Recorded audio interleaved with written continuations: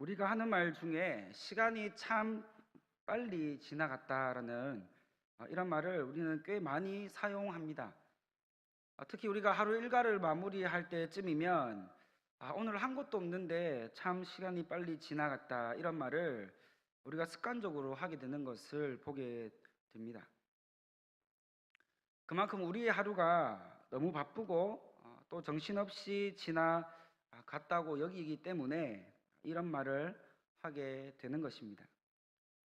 우리가 그렇게 바쁘게 하루를 보내고 나면 우리가 일과가 끝나서 우리가 일을 마무리하여서 뭔가 뿌듯하고 뭔가 성취감도 우리에게 주어져야 하는데 뭐 때문인지 모르겠지만 왠지 모를 허탈함과 공허함에 빠지는 것을 경험하였을 것입니다. 이것은 분명 우리가 주어진 일을 바쁘게 그리고 빠르게 해결하고 또한 바쁘게 보냈지만 목적 없이 중요한 한 가지를 놓치면서 그저 우리에게 주어진 일만 열심히 하였을 때에 우리에게 다가오는 현상이기도 합니다. 그렇다면 여기서 말하고 있는 그 중요한 것이 과연 무엇일까요? 바로 일의 동기가 희미해졌기 때문임을 알 수가 있습니다.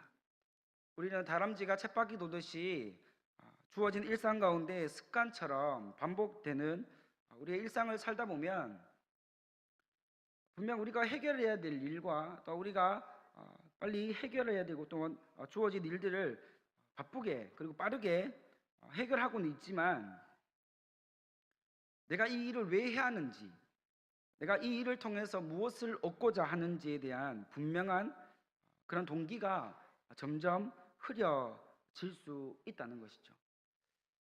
처음에는 그 일에 대한 동기가 있었을지 모르나 주어진 일에 대해 반복되어진 일에 대해서 그 동기가 점점 희미해지고 흐려질 때에 우리는 그 일을 마무리했을 때 그런 뿌듯함과 그런 성취감을 맛볼 수가 없는 것입니다.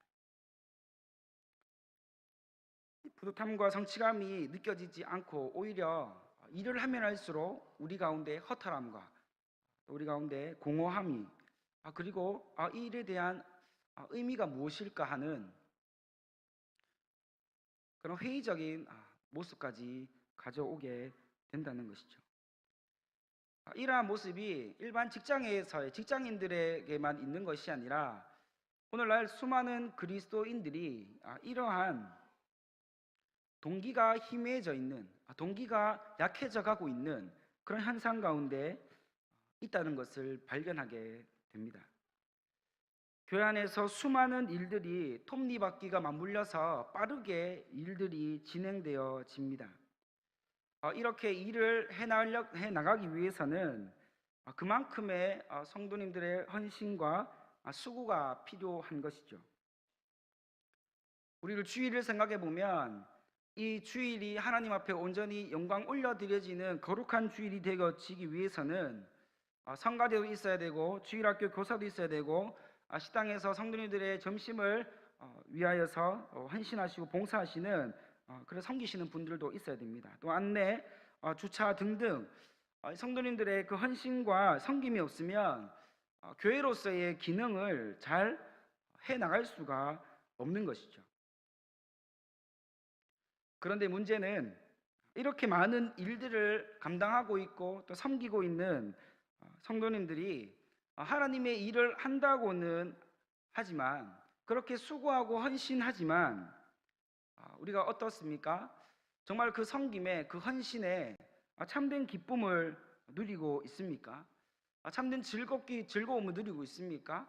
우리가 하나님의 일을 하는 이 일이 우리에게 정말로 기쁨이 되어지고 있는지 우리 스스로를 돌아보아도 기쁨이 우리에게 다가오기보다 감사가 다가오기보다 주일이 끝나고 난 이후에 내 봉사가 다 끝난 다음에 섬김이 다 끝난 다음에 우리가 하나님께 감사하기보다 오히려 우리 마음 가운데 찾아오고 있는 그 공허함이 우리를 괴롭히고 있지는 않습니까? 또 그 피곤함이 우리를 짓누르고 있지는 않습니까? 하나님이 일을 할 때 하나님 백성들이 하나님을 사랑하는 우리 성도들이 하나님의 일을 함으로 인하여서 공허함과 이러한 어려운 마음을 가지는 것, 이것은 하나님이 원하시는 것이 아닐 뿐더러 하나님이 의도하시는 것은 더더욱 아니라는 것을 우리는 잘 알고 있습니다. 그렇다면 과연 하나님의 일이라는 것이 과연 무엇일까요? 하나님도 세상에서의 직장에서 성과를 많이 내면 좋아하실까요? 그래서 오늘날 많은 교회들이 이 성과 위주의, 그 성장 위주의 그 대형 교회가 되기 위하여 그 대형 교회를 지향하고 있는 것일까요? 만약 그렇다면 이것은 분명 하나님의 일에 대해서 정확하게 이해하지 못했기 때문에 일어나는 현상입니다. 그렇기 때문에 오늘 우리는 요한복음 말씀을 통해서 하나님이 직접 말씀하시는 이 하나님의 일에 대해서 세밀하게 살펴볼 수 있기를 바랍니다. 오늘 말씀의 배경은 우리가 잘 알고 있는 오병이어 사건과 그 후에 일어나는 바다 위 폭풍 가운데 배가 뒤집힐 뻔한 그 상황 가운데 저 멀리서 예수님이 다가오시는 그 이후의 일에 대해서 설명하고 있음을 말씀을 통해서 알 수 있는 것이죠. 우리는 먼저 22절에서 25절 사이에 열거하고 있는 이러한 행동들, 이러한 움직임들에 대해서 약간의 이해가 필요한데, 그러기 위해서는 시간적인 순서를 따라서 그 움직임들을 이해할 필요가 있습니다. 먼저 예수님께서는 22절 말씀에 보니까 갈릴리 바다 동쪽 해변가에서 5천 명을 먹이시는 오병이어를 기적을 행하신 모습이 나옵니다. 그리고 예수님은 5천 명을 다 먹이시고 난 다음에 제자들과 따로 혼자 산으로 기도하기 위해서 산으로 올라가시는 모습이 나오고 있고요. 예수님을 제외한 나머지 이 제자들이 그 건너편으로 가기 위해서 배를 타고 가버나움을 향해서 나가고 있는 모습이 또한 나옵니다.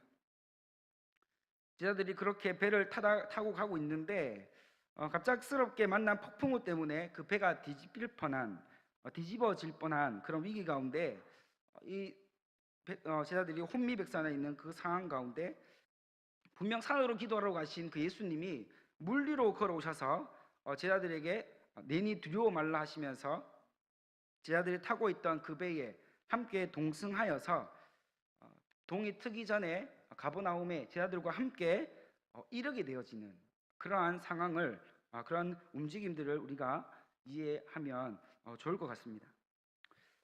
이제 예수님과 제자들이 폭풍우를 뚫고 가버나움에 이제 들어왔고, 이제 문제는 오병이어를 경험하였던 예수님을 따르던 그 수많은 사람들에게 문제가 생기게 되었던 것이죠. 분명 오병이어 사건 후에 예수님과 제자들이 따로 가시는 것을 보았습니다. 그리고 예수님과 제자들이 배 두 척을 가지고 온 것이 아니라 배 한 척을 타고 함께 왔다는 것을 이미 오병이어를 경험한 모든 무리가 알고 있었다는 것이죠. 그렇기 때문에 예수님이 산으로 기도하러 올라가셔서 기도 마치시고 아침이 되어 내려오시면 다시 예수님을 따르고자 마음 먹고 있었던 많은 무리들이 있었습니다. 그런데 문제가 무엇입니까? 예수님이 산에서 내려오지를 않으시는 거죠. 그래서 도저히 참을 수가 없고 기다릴 수가 없어서 산으로 올라갔습니다. 누구를 찾기 위해서 갔습니까? 예수님을 찾기 위해서 갔습니다. 그런데 산으로 올라가도 예수님이 없는 거죠. 그리고 그곳에 제자들도 없었습니다. 왜냐하면 이미 제자들이 가버나움으로 출발했기 때문입니다. 산으로 올라가 보고 여기저기 행방이 묘한 예수님을 찾기 위해서 사방을 흩어져서 그 무리들이 예수님을 찾기 시작했습니다. 결국에는 그들이 예수님을 찾지 못하였고, 결국 결론이 제자들이 가버나움으로 갔으니 제자들은 예수님의 행방을 알 것이라는 추측을 가지고 거기에 모여있는 무리들이 예수님 찾기 위해서 일제히 배를 구하여 가버나움으로 다시 그들도 배를 타고 가는 이런 모습이 나오게 된 것입니다. 여기서 우리가 좀 흥미롭게 쳐다볼 수 있는 표현이 이 무리들이요 예수님을 찾으러 갔다는 표현입니다. 예수님이 그들이 있는 곳으로 다시 오시지 않고 이미 예수님은 그들 가운데서 떠나셨고, 예수님을 찾으러 그 무리들이 예수님을 향해서 다니고 있는 그런 모습이 굉장히 흥미로울 수 있습니다. 왜 그러면 무리들이 사라진 예수님을 찾으러 다녔을까요? 이런 의문을 가지게 되는데요. 여러 가지 이유가 있을 수 있지만 한 가지 추측할 수 있는 것은 오병이어 사건과 그 이전에 수많은 병자들을 아주 거짓말처럼 깨끗하게 고치시는 것을 이들이 보면서 이 많은 무리가 예수님을 따르는 그 목적이 생기게 되었습니다. 무엇이냐면 예수님의 특별한 능력을 이용해서 우리가 억압되어 있는 로마로에서부터의 그 해방을, 로마로에서부터의 그 자유함을 이루고자 하는, 그 정치적으로 예수님을 이용하고자 하는 그러한 목적이 이들 가운데 있었다는 것을 알 수가 있습니다.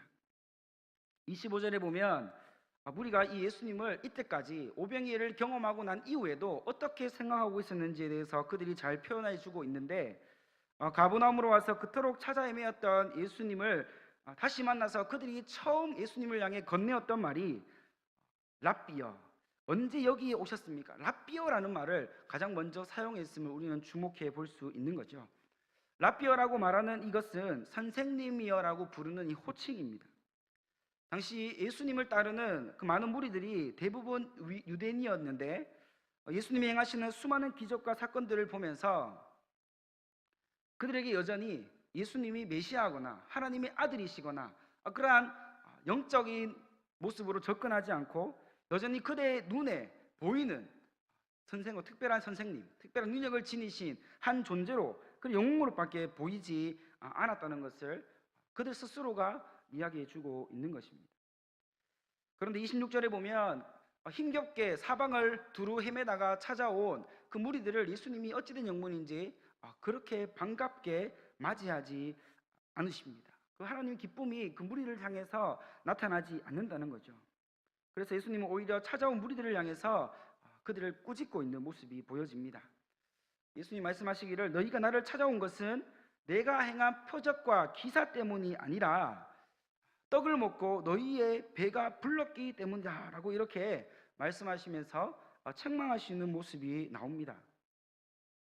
이 책망하시는 것이 그 무리들을 싫어하기 때문에, 그 무리들을 미워하기 때문이 아니라 그 무리들을 향한 긍휼한 마음, 그 무리들을 향해서 좀 안타까운 마음을 가지고 그렇게 정말 책망하는 마음을 가지고 이야기하셨다는 것이죠. 예수님이 무리들을 향해 놀라운 표적을 지금까지 이렇게 보여주신 것은 예수님이 이러한 능력이 있다, 나에게 이런 힘이 있다, 이것을 자랑하기 위한 것이 아니었습니다. 이렇게 사람이 할 수 없는 기적과 표적을 보여주면 예수님의 의도는 도대체 이러한 일을 행하는 이가 누구인가, 이 예수님에 대해서 이 무리들이 궁금해하고 정말 그런 마음을 가질 것이라고 예수님이 기대하셨다는 것이죠. 하지만 이들은 표적과 기사를 보고도 여전히 자신들의 입에 들어오는 떡에만, 그 떡들에게만 관심이 있었습니다. 이제 한번 예수님으로 인하여서 그들의 배가 불러진 것을 경험하고 난 다음에 다시 배가 고파지니까 다시 예수님이 필요했던 거죠. 예수님이 왜 필요합니까? 예수님이면 나의 굶주린 이 배를 채울 수 있을 것이라는 것을 경험하였기 때문입니다. 이것은 오늘 살고 있는 우리 개인의 모습에서도 여전히 발견되고 있는 오류이며 잘못된 습관입니다. 우리의 관심은 예수님이 베푸시는 떡에 있어서는 안 됩니다. 당연히 배고픔 때문에 그 배고픔을 해결하기 위해 떡을 바라는 것이 뭐 그리 잘못된 일이겠습니까마는 정말 예수님이 원하시는 것은요, 떡을 위해 예수님을 찾고 떡을 위해 하나님이 필요한 그러한 것이 아니라는 것을 말씀하고 있는 겁니다. 우리가 떡을 위해, 우리의 배고픔을 해결하기 위해 예수님이 필요한 것이 아니라 그 배고픔뿐만 아니라 예수님이면 내 삶의 깊은 곳에서부터 갈급하고 내 깊은 곳에서부터 해결해야 되고 공급되어져야 할 모든 부족함과 결핍함들이 예수님이면 다 채워질 수 있다는 이런 믿음을 그 무리들이 가지기를 원하셨고, 그 믿음으로 구원받는 삶을 살기를 예수님은 그토록 원하셨던 것입니다. 이런 하나님의 기대와 예수님의 소망과는 상관없이 이 무리들은 끝까지 예수님의 의도와는 전혀 상관이 없었습니다. 내 배만 부르면, 내가 배고프지 않으면, 내가 목마르지 않으면 예수님을 언제라도 이용할 용의가 있고 예수님을 그렇게 이용하고 사용하고자 하는 그런 마음을 품었던 무리들의 모습이 예수님은 이미 다 보고 계셨기 때문에 그들이 다가왔을 때 기뻐하지 않을 수밖에 없었습니다. 오히려 책망하셨던 것이죠. 그래서 27절에 그들에게 예수님은 안타까운 마음으로 다시 한 번 더 이야기하십니다. 썩을 양식을 위해 너희가 일하지 말고 영생하도록 있는 양식을 위해 일할 것을 말씀하셨습니다. 그렇습니다. 예수님을 진정으로 따르기로 작정한 사람이라면 당연히 이 땅에 있는 것을 위해서 예수님을 따르지 않습니다. 오히려 예수님을 따르는 자들은 한 차원 더 높은 것을 구하며 예수님 말씀하신 대로 썩지 아니할 양식인 이 예수님만을 구하는 삶을 살게 됩니다. 쉽게 말하면 예수님을 구하고 예수님을 찾으면 영원히 배고프지 않는 생명의 떡을 얻게 될 것이라고 말씀하고 있는 것이죠. 요한복음 6장 50절에 하늘에서 내려오는 영생하는 떡을 먹은 자는 결코 줄이지 않는다고 말씀하고 있습니다. 영생하는 떡은 바로 예수님을 의미합니다. 우리가 영원히 배고프지 않는 그 떡은 바로 예수님이라고 이야기하고 있습니다. 우리의 삶에 예수님이 없으면 결국 우리는 사망에 이를 수밖에 없다는 이러한 것을 이야기하고 있는 것이죠. 그렇기 때문에 우리를 살리시고 우리에게 영생을 주시는 생명의 떡이신 예수님을 구하며 우리는 영원토록 이것을 소망하며 살아가야 할 줄 믿으시기를 바랍니다. 특별히 생명의 떡이신 예수님을 구하는 일에 대해서 무리들이 예수님께 묻습니다. 그러면 우리가 도대체 이 생명의 떡을 얻기 위해서 우리가 어떻게 하나님 일을 할 수 있습니까? 어떻게 하나님 일을 해야 합니까? 라고 묻고 있는데 예수님이 대답하시기를 영생을 위해 하나님이 일을 구하는 너희들은 많은 것 할 필요 없다. 한 가지만 하면 되는데 하나님께서 보내신 일을 믿는 일이 너희가 할 일이라는 것을 똑똑히 그리고 분명히 말씀해 주고 있습니다. 우리에게도 하나님 동일하게 말씀하십니다. 하나님이 일을 하기를 원하느냐? 나의 일을 하기를 원하느냐? 많은 것들을 하라고 나는 이야기한 적이 없다. 다만 내가 보낸 나의 아들 예수 그리스도를 믿는 일에 최선을 다하라고 오늘 우리에게도 여전히 동일하게 말씀하고 있으십니다. 하나님의 일은 정말 우리가 열심히 어떤 일을 행하여서 성과를 내고 숫자적으로 부흥을 이루어야만 하나님이 어이구 잘했다 칭찬해 주시는 것이 아니라는 것이죠. 정말 예수님이 말씀하신 하나님의 일을 우리가 정말로 잘 하기를 간절히 원한다면 비록 우리가 눈에 보이는 성과가 없고 우리가 어떤 것을 사람들에게 내가 이런 일을 했습니다라고 내보일 수 없다 하더라도 우리의 마음이 신실하게 하나님 보내신 예수님을 정말 그 남들에게 보이기 위함이 아니라 정말 하나님을 사랑하는 마음을 가지고 예수님을 정말 그 내 마음 가운데 모시기 위하여 최선을 다하는 그런 마음으로 그런 믿음으로 살아갈 때 그걸로 우리는 만족할 수가 있는 것입니다. 하지만 우리는 예수님만으로 부족하다는 유혹을 시시때때로 받습니다. 예수님은 좋게, 예수님은 충분해라고 말을 하지만 여전히 내 마음 한켠에는 내 삶의 한 언저리에는 그래도 내가 하나님을 위해서 뭔가를 해야 하지 않겠어? 라고 하면서 성과를 내려고 하고 그 성과를 내려고 하다 보니까 내가 하나님이 없는 일을 하고 있는 그러한 잘못된 모습들을 반복하는 모습들이 발견되어진다는 것이죠. 하지만 오늘 말씀을 통해서 우리는 분명히 알고 있습니다. 하나님의 일은 나의 성과, 어떤 일에 특별한 정말 드러내는 일들이 우리의 하나님의 일을 결정하는 것이 아니라 정말 우리 마음 가운데 우리를 위해 독생자 아들 예수 그리스도를 보내주신 그 아들을 우리가 열심을 다해 최선을 다해서 믿고 그 예수님이 우리의 삶을 채워갈 때 그때 비로소 하나님이 우리에게 하나님의 일을 잘했다라고 칭찬하신다는 것을 우리는 오늘 말씀을 통해서 확인할 수 있는 것입니다. 고린도전서 15장 58절에 바울이 하나님의 일에 대해서 권면을 하고 있는데요.